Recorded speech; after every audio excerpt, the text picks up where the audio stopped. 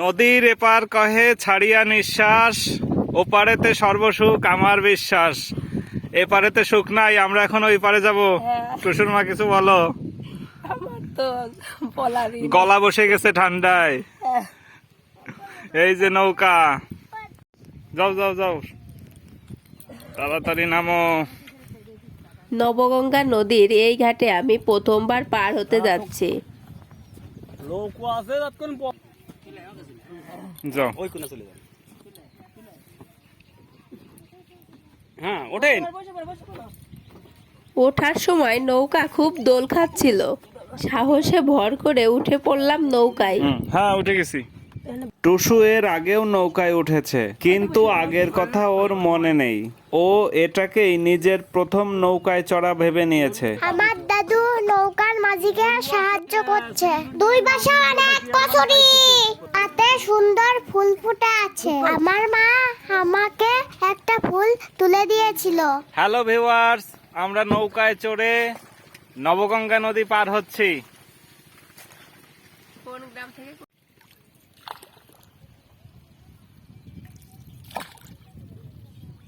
জলের মধ্যে বৈঠা পড়ছে আর ছপ ছপ আওয়াজ হচ্ছে। স্বচ্ছ জল, অনেক গভীর পর্যন্ত সবকিছু দেখা যায়। আমার সাথে আছে মা, বাবা, দাদু, দিদা। আমাদের নৌকা অপর পারে চলে এসেছে।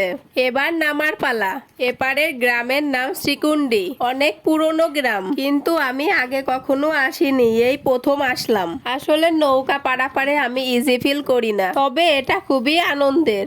নদীর জল, বাতাস এবং পুরো পরিবেশটা এতটা স্নিগ্ধ ছিল যে আমার খুব ফ্রেশ লাগছিল। এই পারের জনবসতি নদী হতে খানিকটা দূরে। আমরা ডাঙা বেয়ে উঠতে লাগলাম।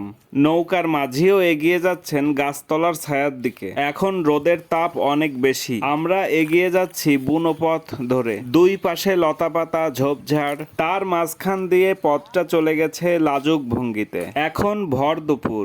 কাছাকাছি কোথাও ডাকছে কোকিল, বসন্ত বৌরি সহ নানা জাতের পাখি। পথের ধারে ফুটে আছে বুনো ফুল। এরা প্রকৃতির শোভাবর্ধন করেছে। ফাল্গুন চৈত্র মাসে গ্রামের পথে পথে এদের দেখা পাওয়া যায়। বেশ কিছুক্ষণ হাঁটার পর আমরা পেলাম পাকা রাস্তা। আজ হাটবার। ক্রেতা বিক্রেতারা চলেছেন দ্রুত পায়ে। নদী পার হয়ে তারা যাবেন বড়ই বাজারে। আমরা পৌঁছে গেলাম এক বাড়ির আঙিনায়। দোল পূর্ণিমার উৎসব হয়েছে, তার ছোঁয়া লেগে আছে উঠোনের মাটিতে। এই আরেকটা বাড়িতে যাচ্ছি আমরা। পোড়ামাটির মৃৎশিল্পগুলো সাজিয়ে রাখা হয়েছে আঙিনায়। এগুলো দইয়ের হাড়ি।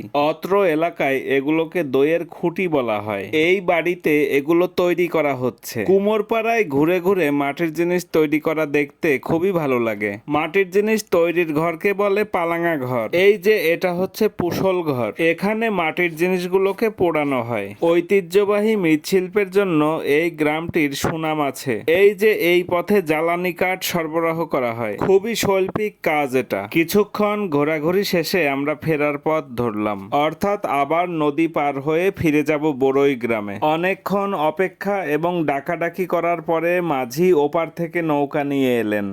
আমরা সারি বেঁধে নৌকায় উঠতে লাগলাম। এত সুন্দর জল দেখে পা ডুবানোর লোভটা সামলাতে পারলাম না। খুব শান্তি লাগছিল। অনেক ঠান্ডা লেগেছে, কণ্ঠ বসে গেছে, ভয়েস দিতে খুব কষ্ট হলো। আমাদের পাশে সবসময় থাকার জন্য আপনাকে অসংখ্য ধন্যবাদ।